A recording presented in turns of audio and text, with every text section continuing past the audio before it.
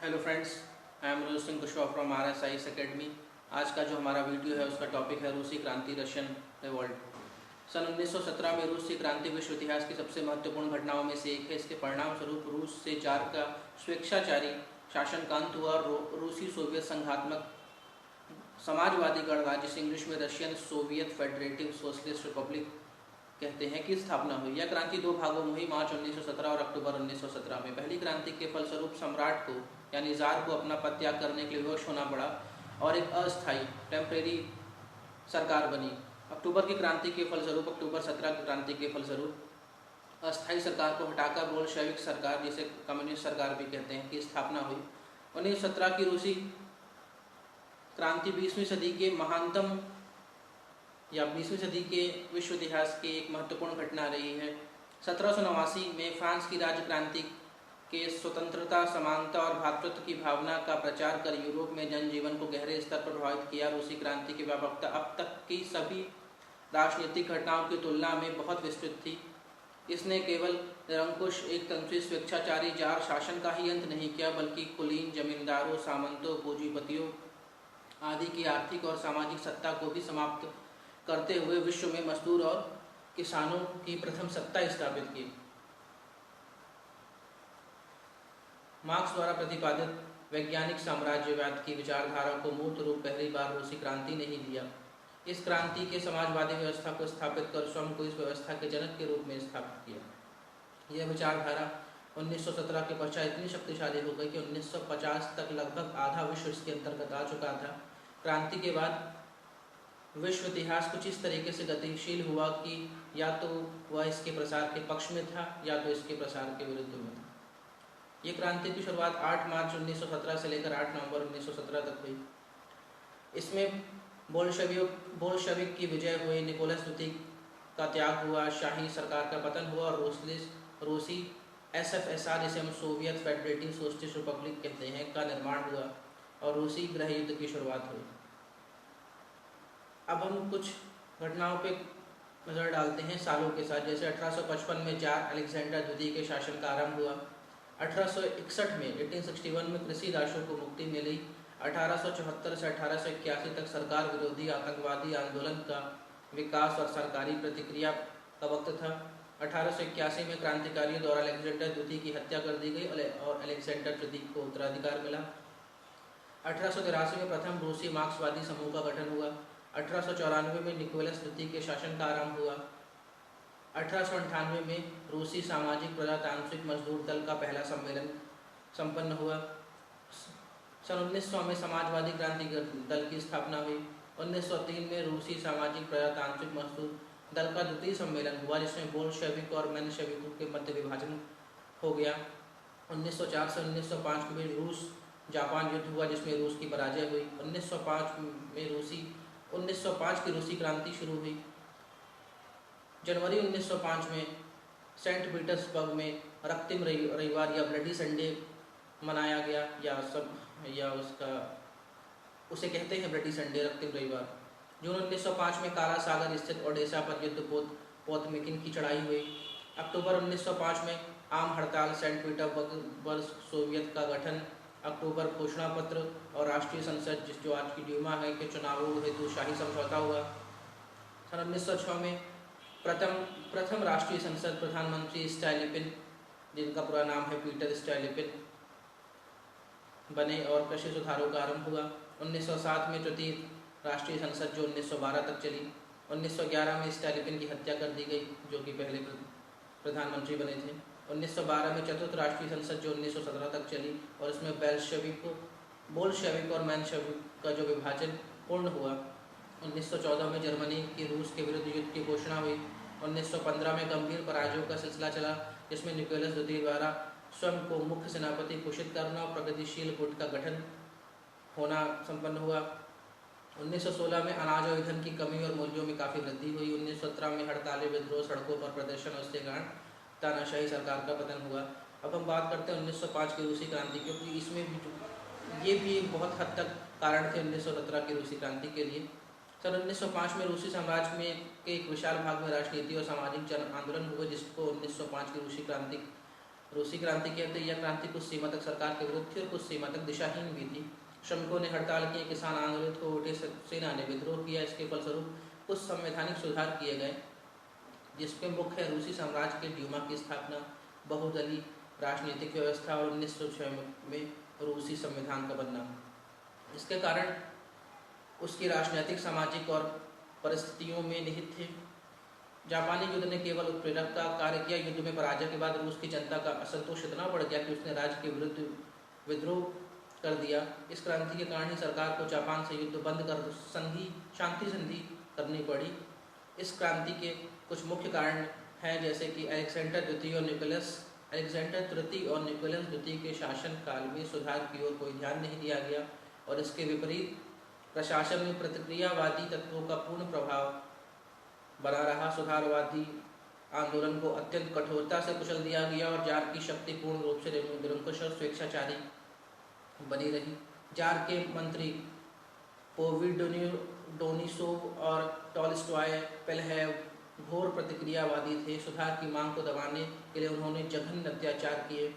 इससे आतंकवाद को बढ़ावा मिला। पुलिस के अधिकार असीमित थे। निरपराध व्यक्तियों को संदेह मात्र में मृत्युदंड दे दिया जाता था और या साइबेरिया से निर्वासित कर दिया जाता था। इसके मुख्य कारण कृषकों की भूमि समस्या भी थी। अभिजात वर्ग के अधिकार में विशाल कृषि भूमि थी। किसान चाहते थे कि इस भूमि को उनमें बांट दिया जाए। क्रांतिकारियों के प्रचार से भी उनमें जागृति आ रही थी। क्रांति के द्वारा वे भूमि प्राप्त करना चाहते थे। श्रमिकों का भी असंतोष इसका कारण रहा है। रूस में औद्योगिकरण के कारण बड़ी संख्या में मजदूर नगरों में एकत्रित हो गए थे और उनका जीवन असुरक्षित और दयनीय था। औद्योगिक समस्याओं की ओर से सरकार उदासीन थी। श्रमिकों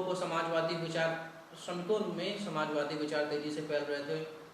उन्हें संगठन बनाने या हड़ताल करने का अधिकार नहीं था। सरकार के दमन से उनमें असंतोष बढ़ता जा रहा था। 1896 के बाद सुधार आंदोलन रूस में तेज हो गए थे। अभिजात वर्ग और उच्च वर्ग के लोग भी सुधारों की मांग कर रहे थे। समाजवादी समाज में आमूल परिवर्तन की मांग कर रहे थे। 1893 में मार्क्सवादी विचारधारा का भी यहाँ पे प्रचार बड़ी तेजी से हो रहा था। रूसीकरण की नीति के कारण दलित जातियाँ जैसे फिन, पोल आदि स्वतंत्रता के लिए संघर्ष कर रही थी और इनके असंतोष से क्रांति को बल मिला। आतंकवादी पुलिस और भ्रष्ट अधिकारियों की हत्या कर रहे थे। शासन के जुल्म और अत्याचार का यही एकमात्र जवाब रह गया था। कृषकों और श्रमिकों को क्रांति के लिए संगठित किया जा रहा था, क्योंकि शांतिपूर्ण उपायों द्वारा सुधार असंभव हो गया था। रूस जापान युद्ध, जिसमें रूस की पराजय से सरकार की अयोग्यता और भ्रष्टाचार स्पष्ट हो गया। सभी वर्गों में सरकार की आलोचना हो रही थी और निरंकुश और अयोग्य सरकार से परिवर्तन की मांग की जा रही थी। जनता के कष्ट बढ़ते जा रहे थे और उन्हें केवल पुलिस का अत्याचार ही मिलता था। रूस में जापान के विरुद्ध युद्ध को जनता का समर्थन प्राप्त नहीं था। रूस की जनता यह नहीं चाहती थी कि युद्ध किसी उद्देश्य के लिए लड़ा जाए। रूस की जनता ये नहीं जानती थी कि युद्ध किस उद्देश्य के लिए लड़ा जा रहा था। युद्ध का प्रबंधन कुशलता से नहीं किया गया। भ्रष्टाचार इस सीमा तक बढ़ गया कि जनता ने जो उपहार सैनिकों को दिए थे वो नगरों में खुलेआम बेचे जा रहे थे। पराजय से जनता में निराशा बढ़ती जा रही थी। 27 दिसंबर को सम्राट की दूसरी घोषणा प्रकाशित हुई। इनमें सुधार कार्यक्रम में कई बड़े प्रतिबंध लगा दिए गए, जैसे सभाओं की स्वतंत्रता नहीं दी सकती थी। इससे रूस की जनता को यह मालूम हो कि सरकार अपनी शक्ति निरंकुश रखना चाहती है और सुधार करने के लिए उसकी कोई इच्छा नहीं। खूनी रविवार, ये भी 1905 में ही हुआ है। इसी क्रांति का एक फलस्वरूप एक बहुत बड़ी घटना है जो इतिहास में बहुत महत्वपूर्ण है। जार की घोषणाओं से सुधारवादी संतुष्ट नहीं थे। अब इस आंदोलन में श्रमिक वर्ग भी सम्मिलित हो गया था। जनवरी 1905 में राजधानी सेंट पीटर्सबर्ग में हड़तालें हुई। श्रमिक संगठन पर एक उदारवादी पादरी फादर गोपन का प्रभाव था। यह संगठन श्रमिकों की आर्थिक समस्याओं पर विचार करने के लिए बनाया गया था, लेकिन श्रमिक वर्ग में राजनीतिक जागृति बढ़ रही थी। अतः फादर गोपन को अपना प्रभाव बनाए रखने के लिए आंदोलन को राजनीतिक रूप भी देना पड़ा। उसके नेतृत्व में राजधानी में के श्रमिकों ने कई मांगों को लेकर हड़ताल कर दी। वार्ता असफल होने के बाद गेपन ने जार के समक्ष याचिका प्रस्तुत करने का निश्चय किया। 22 जनवरी 1905 को रविवार के दिन उसके नेतृत्व में हजारों श्रमिकों का जुलूस शांतिपूर्ण था, लेकिन महल के सामने मैदान में सैनिकों ने उस पर गोली चलाई, जिससे सैकड़ों प्रदर्शनकारी मारे गए। उस घटना से क्रांति की शुरुआत हुई और इसी को हम रक्तम रविवार या ब्लडी संडे कहते हैं। इसके बाद सुधारवादी आंदोलन, जो कि अब स्पष्ट रूप से क्रांतिकारी आंदोलन बन गया था, यातायात और संचार साधन हड़तालों के कारण अवरुद्ध हो गए थे। जनता के बढ़ते असंतोष के कारण जार ने 3 मार्च को फिर सुधारों की घोषणा की। जार ने कहा वह साम्राज्य के युक्तम व्यक्तियों को कानून बनाने के कार्य में संबद्ध करना चाहता है और अप्रैल व जून में अनेक सुधारों की घोषणा भी की गई और जनता से कहा गया कि वे सुधारों के विषय में अपने स्मरण पत्र प्रस्तुत करें। सुधारों की चर्चाओं के साथ हड़तालों का दौर भी चल रहा था। सारे देश में श्रमिकों ने हड़ताल कर दी। स्थान स्थान पर पुलिस और श्रमिकों की मुठभेड़ें हो रही थी। 14 जून को काला सागर में एक जहाज प्रोटियोमकिन के नाविकों ने विद्रोह कर दिया और इस बीच सुदूर पूर्व के 2 युद्धों में रूस की निर्णायक पराजय हुई। मार्च 1905 में जापान ने मुदकन में रूसी सेना को पराजित कर दिया था। जल युद्ध में भी जापानियों ने रूस के जहाजी बेड़ों को सुसीमा के युद्ध में नष्ट कर दिया था। इसके बाद सरकार की तरफ से अगस्त घोषणा हुई, जिसमें सुसीमा की पराजय के बाद सुधारवादियों ने पुनः सुधार की मांग प्रस्तुत की। इस बार जेम्स टैगोर सुधारवादियों के दोनों वर्ग, नरम सुधारवादी और उदार सुधारवादी, एक हो गए। उनका संयुक्त अधिवेशन हुआ जिसमें नगरों के प्रतिनिधियों ने भाग लिया। इस सम्मेलन में जार के पास एक प्रतिनिधिमंडल भेजा गया। प्रतिनिधिमंडल ने जार से भेंट करके सम्राट और जनता के सहयोग के लिए प्रार्थना की, लेकिन इसका सरकार की प्रतिक्रियावादी नीति से कोई प्रभाव नहीं पड़ा। 28 जून को नगर परिषदों में एक बहुत बड़ा सम्मेलन हुआ जिससे मांग की गई कि जेम्स टैगोर सम्मेलन की योजना को स्वीकार किया जाए और 19 जुलाई को जेम्स टैगोर और नगर परिषद की संयुक्त सम्मेलन हुआ जिसमें संविधान की रूपरेखा प्रस्तुत की गई। सरकार ने इस पर कोई ध्यान नहीं दिया, लेकिन अपनी ओर से 6 अगस्त को यह घोषणा प्रकाशित कर दी कि ड्यूमा के, इसमें कहा गया कि सरकार ड्यूमा की स्थापना करेगी। इसे अत्यंत सीमित मताधिकार पर चुना जाना था और इसकी स्थिति परामर्श देने वाली थी। यह सरकार का अधूरा प्रयास था। अनुदारवादियों को छोड़कर किसी दल ने भी इस योजना को स्वीकार नहीं किया। 1905 की क्रांति असफल हो चुकी थी, लेकिन सुधारवादियों को अभी भी ड्यूमा से आशा थी। शोध में स्पष्ट हो कि सरकार अपनी रुचि की ड्यूमा चाहती है। प्रथम ड्यूमा को 2 माह बाद ही भंग कर दिया गया। इसके सदस्यों ने देश से सरकार के प्रति असहयोग की अपील की, लेकिन देश आंदोलनों से थक चुका था, इसका प्रभाव नहीं पड़ा। सरकार ने छुटपुट विद्रोह को निर्दयता से कुचल दिया। दूसरी ड्यूमा में भी सरकार विरोधी सदस्यों का बहुमत था, इसे भी भंग कर दिया गया। इसके बाद सरकार ने मताधिकार सीमित करके चुनाव कराए। इससे तीसरी ड्यूमा में सरकार के समर्थकों को बहुमत प्राप्त हो गया। यद्यपि ड्यूमा बनी रही, लेकिन यह सरकार से सहयोग करती रही और सरकार की इच्छा के अनुसार ही चलती रही।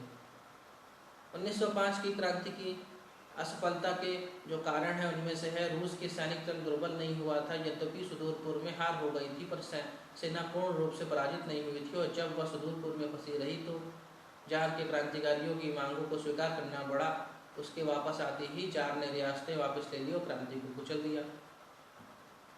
विभिन्न राजनीतिक दलों के उद्देश्य में भी एकता नहीं थी, ये भी एक मुख्य कारण थे इस क्रांति की सफलता के। अक्टूबरवादी परामर्शदात्री ड्यूमा से संतुष्ट थे।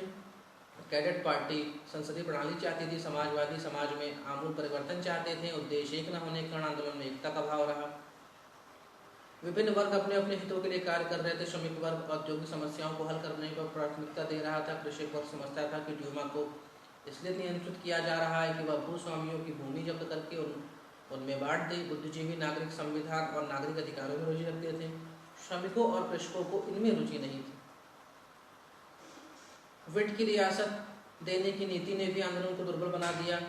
अक्टूबर की घोषणा के बाद कैडेट पार्टी में फूट पड़ गई। कृषकों को अपनी रियासतें दी गई।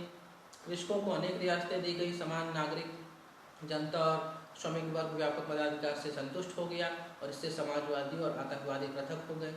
क्रांति के दौरान सैनिकों और कृषकों की हिंसा से मध्यम वर्ग क्रांति से विमुख होने लगा। मॉस्को में श्रमिकों की बोल्शेविक का प्रभाव था, जिनका सैनिकों से संघर्ष हुआ। गांव में कृषकों की लूट और हिंसा का भी विरोधी प्रभाव पड़ा।